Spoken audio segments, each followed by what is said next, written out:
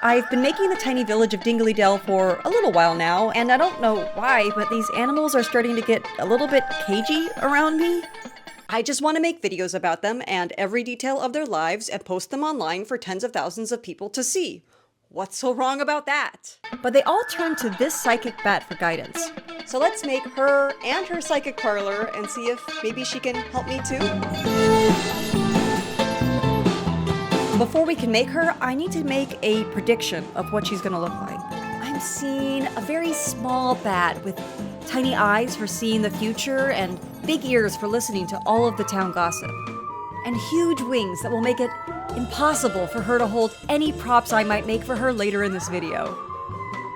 As a professional psychic, she has a bit of a flair for the dramatic, which explains the kind of over-the-top tassel-y robe, the shawl, and the chunky jewelry, but it doesn't explain why she isn't wearing any shoes. And she gets her favorite palette of reds, blacks, and golds, which she insists gives her an aura of mystery. And I'm getting a name. I think it's Lady Nocturna. So I have a confession to make. I kind of started making her without you 2 years ago, before I started filming for YouTube, so I don't have footage for some of this, but I'm gonna do my best to get you caught up. I started with a tiny skeleton made out of the wrong kind of wire and too much plumber's epoxy. Then she got these huge ears made out of warbler, interlocking square brass tubes for replaceable wings, little feet made with magic sculpt, and this mildly terrifying attempt at sculpting a bat face. But since the face is just attached with magnets, I was able to try again for something a little bit more appealing. Well, I mean, as far as bats go, I mean, not to be rude to bats, but like...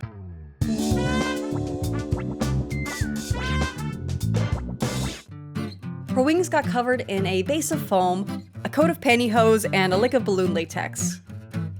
A paint job made her face much cuter, as did some foam on her body and a little bit more latex on her legs.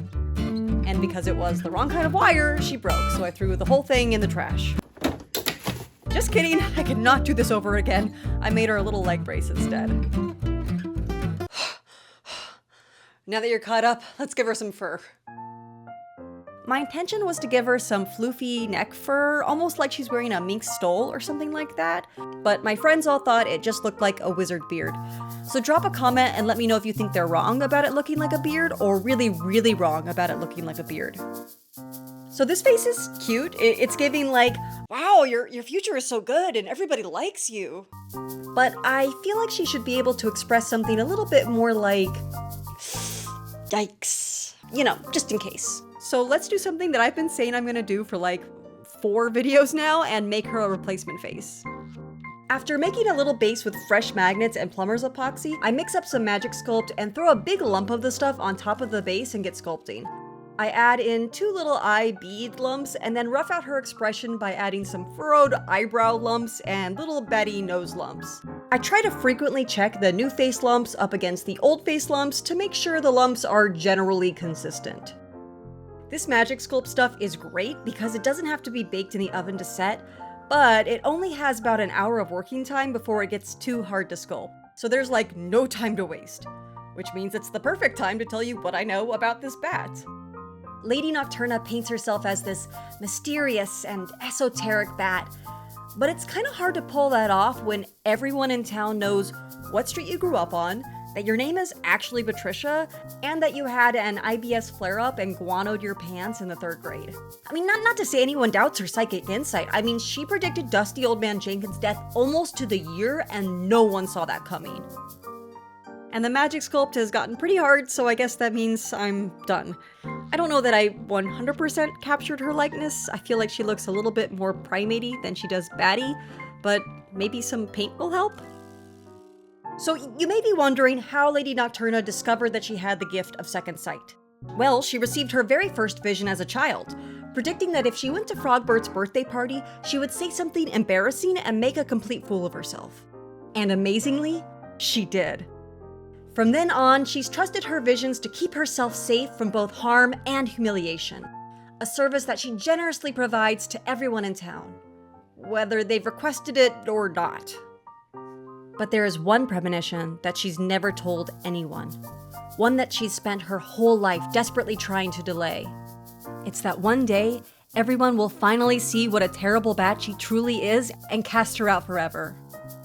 While she knows she'll never avoid this fate, she hopes that her vigilant efforts to be caring, thoughtful, and controlling of everyone else's lives to help them avoid their own mistakes might buy her a little bit more time. Anyway, after a coat of Mod Podge for the majority of the face and Sculpey glaze over the eyes for a nice wet glossy look, she's all painted. Okay, I don't know that the paint job really fixed the likeness, but surely some fur will help. To add fur to her face, I just add a little dot of glue, cut off a little tuft of fur, and stick it down. And then I do that like 20 more times. Now that she's covered in hair, I can proceed to cut just about all of it off. Oh, and I added fur to the first face to match it too. Well, there's nothing else to add to make this likeness any better, so I'm gonna say it's good enough. Let's give her some clothes before I get demonetized over showing you too much footage of a nude bat. First, she gets sewn into a plain underdress, and then a sparkly, tassely robe brings the drama. Okay, so I also made this 2 years ago, but I can still sew on one more tassel for you as a treat. She needs a little bit more layering, so let's give her a micro crochet shawl. I take some thread and the smallest crochet hook I have and make a tiny granny square. Legend has it that for every granny square that you make, a granny's soul is trapped inside, never to be released until the forbidden words are spoken, and all arise in an unstoppable granny army. So then I made like 15 more and I sewed them together into a little shawl. I really need to find a better way to make all these tassels. Finally, she obviously needs some jewelry. First I attached this cute little moon charm to some chain to make a necklace. Then for earrings, I glued some bits onto some bobs, hooked on some doodads, and attached a couple thingamajigs. And then, just like they do at Claire's, I superglued them right onto her ears. But before I show you the finished bat, you know what they say, if you give a bat a physical form, she's gonna want a little parlor to make psychic readings in. So, let's make that too. She lives in one of those nice and cozy bat cave psychic parlors. You know the kind. Small and intimate with a crystal ball, a warm little hearth, and built-in storage for books of prophecies and jars of goop. It definitely needs some cool stalactites and mites to fill out the space, and maybe some flowers hanging to dry, ready to be used for whatever dried flowers are used for. Oh, and I'm drawing myself in there too, because this cave needs to be big enough for me to get a psychic reading. Otherwise, what's the point? And you're never gonna believe it, I have just the cave. Welcome to your dream cave in the heart of Dingley Dell. It combines deep in a hole charm with modern miniature building techniques, such as a moderately sturdy and incredibly heavy wooden base, and carved insulation foam walls to keep it nice and dank inside on those long summer days. A layer of plaster creates a smooth yet goopy shell, and a coat of cheap acrylic paint and stylish lush limestone ties the space together. You'll love the convenience of the in-unit hearth and built-in bookshelf. You'd have to make a lot of tiny books to fill up this space. And this modest cluster of stalactites and mites opens you up to the thrill of watching new rock formations grow drop by drop throughout the coming millennia. But we have a lot to make, so maybe we can speed up that process with hot glue. To make a stalagmite, I start by breaking a skewer into ideal stalag length, then crumple foil over it until it achieves ideal stalag girth. This provides a stalag base for what is going to be tons of stalag hot glue. After the first ring of hot glue around the base has cooled, another is oozed out on top of that, and this very complex process is repeated over and over again until it gets a tiny hot glue cap at the very top. After it cools, I can paint the whole thing to reveal all the tiny spots that I missed with hot glue. Some dry brushing in other shades helps it look a little bit more natural, and a bit of wet brushing with Mod Podge helps it look a little bit more damp again. And I just did that a few more times to get the desired number of stalags. A fun thing about bats is that they are often found hanging upside down. A fun thing about me is that I was too lazy to figure out how to do that, so let's just make her a chair instead. First, we gotta draw a 2-scale chair template. Then it's time to break out the stick stash. They're also unique and precious to me, gathered over years of windy days and long walks, but sacrifices have to be made. These carefully curated and hacksawed sticks form an organic frame for the backrest, which is cut out of foam core. This bat doesn't have a tail, make up your own lore as to why, but it feels like good manners to provide tail holes in chairs in a town like this. Then I can use the backrest as a guide for cutting out the foam core seat. Unlike last time, the vibe I'm going for with this furniture is not literal trash and sticks strapped together, so I'm hot gluing on some foam as the base of these cushions. Then after the foam is trimmed down, I can apply a sheet of this nice faux suede over the top of that using hot glue, and in my stupider moments, my bare fingers. This might explain why I can't feel temperatures in my fingertips anymore. Once the fabric is taut and smooth over the chair back, I can add my favorite detail. I have no idea what it's called. It's like those little cushion divot things. To add this, I just sew through the back of the chair with a needle and some color-matched thread, grab a tiny bit of fabric, come back through the other side again, and pull it tight. I really feel like this elevates the chair and makes the whole design with the sticks look more like an intentional stylistic choice, rather than just a busted old chair made out of sticks choice. The seat needs a wood frame as well, so I test out different sticks until I find the ones that fit together. It's like a puzzle, if puzzles were just pieces of sticks that you had to break to fit into the shape of a chair. I give all the stick pieces a wash of a mysterious red-brown liquid that weirdly matches the stains on this squirrel's overalls, and a glossy coat of Mod Podge, and it's ready for assembly. The backrest and hind legs of the chair get put together first, leaving this indecent exposure of foam board and hot glue. So to solve that, I'm breaking out the bark stash and regretting that I already used my one allotted puzzle piece analogy for the video. After a wash of paint and a dry of Mod Podge, I can assemble the rest of the chair. Now that I've already made a few of the critters that live in this village, a fun thing about making a prop like this is that I'm not just making a chair, I'm making a chair that was made by the carpenter, Squalina. And I don't know, I just think that's really cute. And with that, she has a little chair. And here's a couple more for all the critters desperate for guidance on what to do about the weird lady who keeps peeping through their upstairs windows. And this stalag table that I made 2 years ago will be perfect for making predictions. Now she just needs psychic stuff. And speaking of tiny title cards, let's make her some tiny tarot cards. As the caring and observant content creator I am, I've noticed that you, my viewers, have a lot of issues, and I thought that Lady Nocturna might be able to provide you all with some psychic help as well. So I reached out to my patrons to find out the most burning questions they have for a psychic bat. As her voice is at a register much higher than the human ear can perceive, Lady Nocturna has asked me to be her conduit. Stuff31 asks, "Oh whoa, Lady Nocturna. Will I ever find success in my career as an artist in these treacherous times? I worry deeply about this." Lady Nocturna says she sees a bolt of lightning. It's either hitting your career or your body. She's not totally sure which. She recommends staying away from windows and metal structures just in case. Sosin Q asks, "Marriage counseling sounds like a sham, so I've come to you, Lady Nocturna. I need help. Is my relationship with my partner doomed? Will I get over their betrayal?" First, Lady Nocturna applauds your good sense in, instead of speaking to a licensed counselor, seeking the counsel of a psychic bat on the internet. Second, she says that even the most beautiful relationships will someday require powerful forgiveness to survive. But the cards say that one of you is the literal devil, so maybe not this time. And patron Ira Saskia asks, "Dear Lady Nocturna, should I stay or should I go? Stay safe or go into the unknown? Both have good sides and bad sides. Please share your wisdom." To this, Lady Nocturna says, "What does it matter? You're gonna die. Maybe as soon as tomorrow. Or maybe in 80 years, but either way you should fixate on it." There you go. Thanks for supporting the Patreon. I really hope that helps you all. Now, for aid in reading the palms of all these little rodents, let's make one of those ceramic palmistry hand statues, which I think mostly just predict what rings witchy girls are gonna wear each day of the week. After creating a mitten shape out of Sculpey, I carve out 3 fingers because, as you all have informed me, most rodents only have 3 fingers on their front paws, and this channel is clearly all about anatomical accuracy. And since it isn't chonky enough already, I add a little bit more meat to the palms and knuckles and then sculpt in some little nails. After a quick bake in the oven, it gets a few coats of white paint and then a lifeline, a love line, and a line that shows the exact number of arguments you'll win in your lifetime. Finally, a coat of Sculpey glaze gives it that nice glossy ceramic look.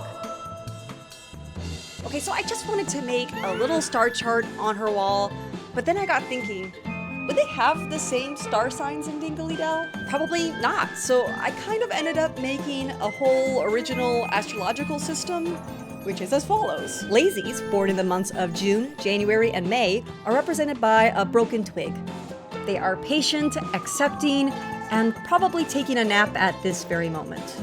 Stupids, born September, February, and December, are represented by an old pork. They are loyal, dedicated, and easily brainwashed by cults. Pedantics, born October, March, and July, are represented by the used hanky. They are clever, creative, and insufferable. And evils, born November, April, and August, are represented by the potato. They are ambitious, resourceful, and have a mild disregard for sentient life. So, what's your sign? Lady Nocturna is a pedantic, obviously. And if this bat is into astrology, then she's definitely writing the horoscopes for the local paper, which means that I have to make the local paper. Okay, I'm definitely getting sucked into a lore rabbit hole here. I even wrote articles for this thing. I mean, here's an obituary for a houseplant. After all that work, I could finally make a teeny tiny horoscope section and then print it all out to find that it is way too small to be legible. Well, I still think it's cute, and at least you all know why it's here. Finally, she needs a tiny crystal ball. Yoink!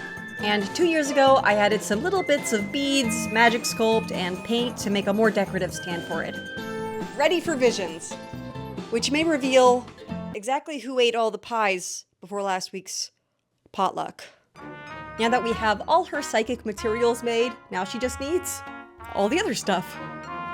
Stuff like a life-size portrait of herself, of course. To make one, I take a photo of her, paint the background black, add some shadows and some highlights, touch up her earring, then mess it all up with a smeary brush, just like the old masters used to do. After printing that out, I haphazardly coat it in Mod Podge to get that strokey paint texture. Then I make a frame from carefully chosen sticks. Wow, I mean, look at this stick. It's got like 2 right angles. This is an awesome stick. I paint them brown, coat them in Mod Podge, and glue them together. The picture gets glued to the frame, a little string gets glued to the back of the picture, and it's ready for hanging. And I couldn't help myself, I made a couple of her relatives as well. Oh, and Patricia was the lead singer for Dingley Dell's most popular jam band, the Flycatchers, as well as her own solo cover band, the Sly Batter, so here's a little sample of one of her vocal solos. I'm told it sounds really good if you can hear over 20,000 hertz. They get printed out and ready to go up on her wall, and I can't procrastinate anymore. I really need to start filling up these shelves. She's going to need a lot of books to reference for overanalyzing every sign and symbol she sees, so let's take the information packet from the health insurance I just lost and cut it into book-sized pieces. I soak the little book bits in very strong tea and then bake them in the oven to get more of an aged look. Now I've got a bunch of nude books, but I'll have to give them covers before I get arrested, so to do this, I glue strips of leather around the outside of the book, trimming off all the excess, and then carefully painting the covers on them with the smallest brush I have. And it's very important to write the titles legibly. Here's my final collection of books. While I had the tea out, I went ahead and stained a bunch of paper to make some scrolls that might just reveal the name of the strange human who came to town and tried to frame you for insecticide because she was too afraid to come clean to that weirdly intense mole. Now, to make some pretty little vials for her vast collection of essential oils, I take little doodads, glue them to some thingamabobs, glue those to some gewgaws, and top it all off with a whatchamacallit. But for more substantial ingredients, you can find these miniature glass bottles through your small town, local, wholesale dropshippers. I delicately fill up each bottle with ingredients from my cabinet, careful not to lose even a single pinch, and then I make tiny, accurate labels for all of them. And to clean up my mess, let's make a broom using a stick and some pine needles. Whenever I'm not sure how to make something in miniature scale, I just look up how they do it big scale and then do it small. Yeah, I mean, I'm pretty sure that traditional broom making involves less super glue, but this is roughly the process. I trim off the excess needles on both sides, and now I have a finished little broom. Since we're kind of in the kitchen realm already, let's make the rest of her kitchen supplies. Starting with a tiny cauldron. As a base, I got these cool little papier-mâché eggs at the craft store. I love when I can find materials that don't involve plastic to use. Oh wait. Then I mix a magic sculpt, roll it into a little wormy, and wrap it around the top of the cauldron to make like a lip. I blend that in and then add 3 feet onto the cauldron and these little loop handle holder things. Once that cured, I slapped on some baking soda mixed with black paint to give it that cast iron texture, and then dabbed on a little rust. Matte Mod Podge gives it its well-seasoned sheen, and some wire becomes the handle thing. This bat is a psychic, which means she obviously meal preps, so let's give her some little berry hangers. This is just some simple knot tying. You know, you make a hole, the rabbit goes around the tree, then through the hole, opening a portal to another parallel dimension where it meets the alternate reality version of itself that never invested in that pyramid scheme. They fight, and the alternate reality rabbit comes back around to our dimension to live the first rabbit's life until he finds another hole, and the whole process repeats itself. And as I was tying the knot of this little berry holder, I thought to actually look up what this kind of bat eats. Turns out, not berries. So I made some little moths to go in a second one. Now I'll just have to think of some lore for what she's doing with all those berries. And I think she needs a scale for weighing out ingredients, gems, and life choices. So to make that, I'm starting with cutting 2 pieces of this brass tube, then supergluing one onto some bead findings. The second is superglued straight onto the first. Wait, did you think I was gonna make a functional scale? Have you seen how much I've already built? Gluing on this metal bit kind of helps hide the fact that it's not actually functional. And then I make some tiny scale plates by cutting off the pointy end of the back of this tack and then supergluing it into another bead finding. It gets 3 chains to attach it to the scale body and a little bead at the end to make it look pretty. And then I use museum wax to stick on some gems for her to be weighing. For one last prop, she needs a heat source for her hearth. But I want it to light up without actually setting this diorama on fire, so to do that, I'm cutting a channel through the back of this candle to insert an LED wire. The LED gets some little bits of orange plastic and hot glue for a flamier appearance, and then it's all stuck together with this museum wax that is luckily the exact same color. Finally, everything is built, so that means it's move-in day. First, I install the candle and wiring. A little bit more museum wax makes for great drips running down the sides of the candle. And the rest is just lots more museum wax and patience.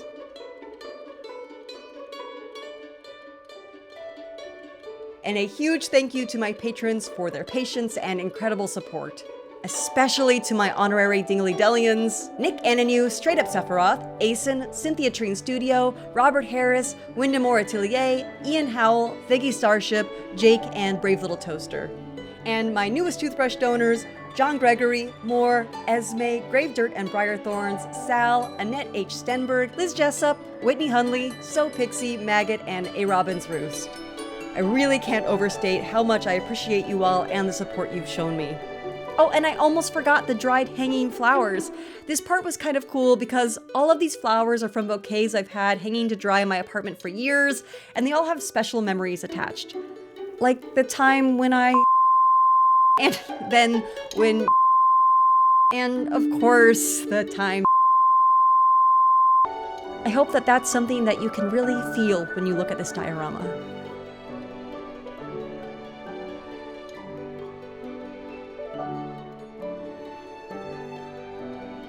And with that, it's time for the reveal.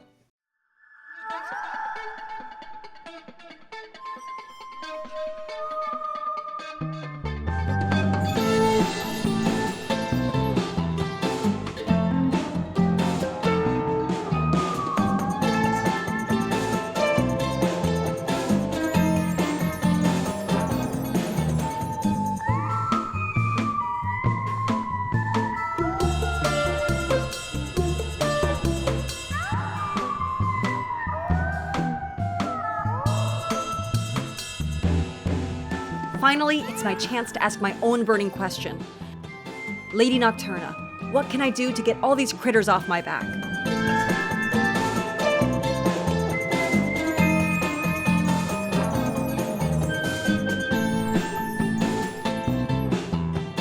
Isn't that what I've been doing? Thanks so much for spending a little bit of time with me today in Dingley Dell. Patricia and her cave were the very first things I ever made in this tiny world, mostly to prove to myself that I was even capable of doing something like this, so they have a very special place in my heart, and I'm really glad I was able to find a way to share them with you all. If you want to see more weirdos from this weird little world, please don't forget to like, comment, and subscribe. It really helps more people see my videos and helps me make more videos. As always, a big thank you to my partner Jakey for making all of the incredible music for this video, and thanks to my assistant editor Jane Chu for helping me get through this mountain of footage. And one last big thank you to my awesome community over on Patreon for all of your encouragement and support. And I'll see you next time at Goblin Girl Studio. Where are we gonna put this? So, did anyone recognize this cave?